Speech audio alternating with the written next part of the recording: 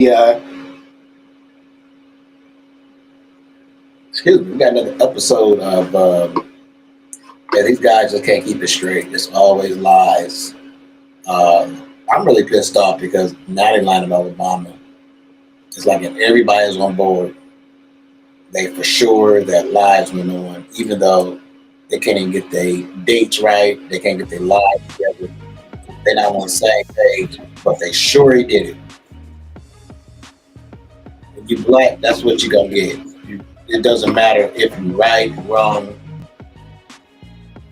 It doesn't matter if you're right, you're gonna be wrong. You did it, no question. So let's take a look at this video, and y'all tell me what y'all think. Everybody automatically blaming Obama, and they have no clue. In today's breaking story, Wall Street Journal reporters just crashed Donald Trump's celebration party. That's right, things keep getting worse and worse for Donald Trump. How's it going? My name is Hunter Avalone with Occupy Democrats. Welcome back to another video. Now, pretty much any time Republicans go on TV, they're setting themselves up to have their parties crashed, mainly by facts and logic. For example, this just happened on CNN. And that's why Attorney General Bondi was saying for months. Well, then tell me why for months she was saying that she's going to release the information tomorrow. We made the assumption that the judges would release the order and allow the evidence that they had, that it could be heard. But it's all been sealed.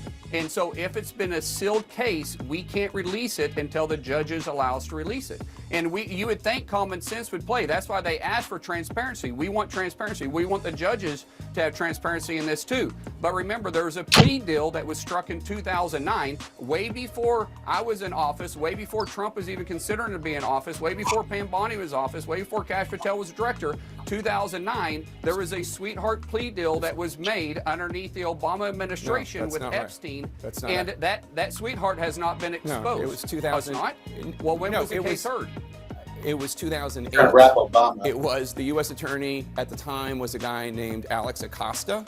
He was a Bush appointee. He went on to become President Trump's Secretary of Labor. It all took place in 2008. Who was in office at the time? 2008, George W. Bush. Who was in office at the time? George W. Bush. No, 2009 is when the case came out, and it was and Obama was in office at the time. It's not true. But let me ask you a question. Even Lindsey Graham is not safe. There was already a Trump-appointed special counsel at the time investigating the origins of the Russia probe. It did not find any evidence of political interference. And Senator, at the time, you agreed with the findings of the intelligence community. I want to play back what you said at the time. Take a look. Yep. The Russians did it. It was the Russians who tried to interfere in our election.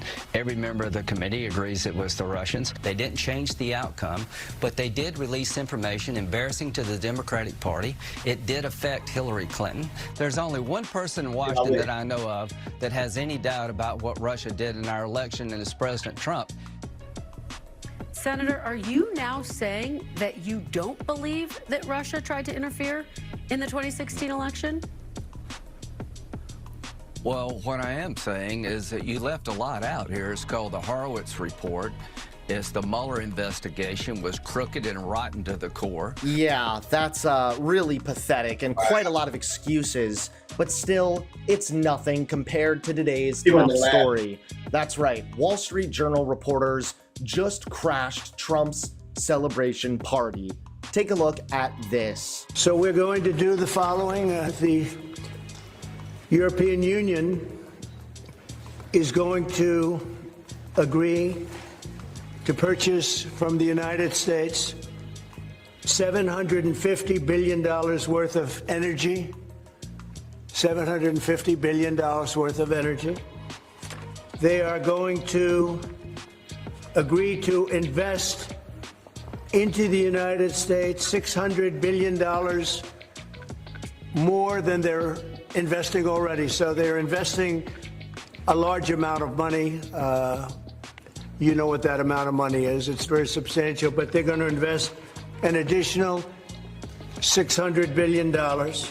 President Trump was all smiles this weekend, celebrating what he called a historic new trade deal with the European Union. But just as the champagne corks popped, reality came crashing down, courtesy of the conservative Wall Street Journal. In a scathing editorial released hours after the announcement, the Journal torched Trump's so-called victory, accusing him of trying to repeal the laws of economics with a deal that's already raising eyebrows. Here's what's in the agreement: a 15% tariff on goods the US imports from the EU, some relief on the 25% auto tariffs Trump previously enforced, and a continuation of the punishing 50% tariff on European steel and aluminum.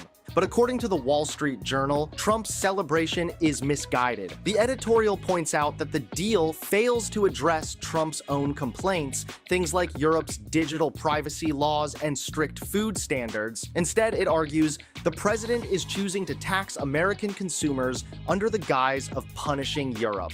The board wrote, "Making Americans pay more for drugs via the tariff is an odd way to punish Europe for its price controls that let it free ride on American drug innovation."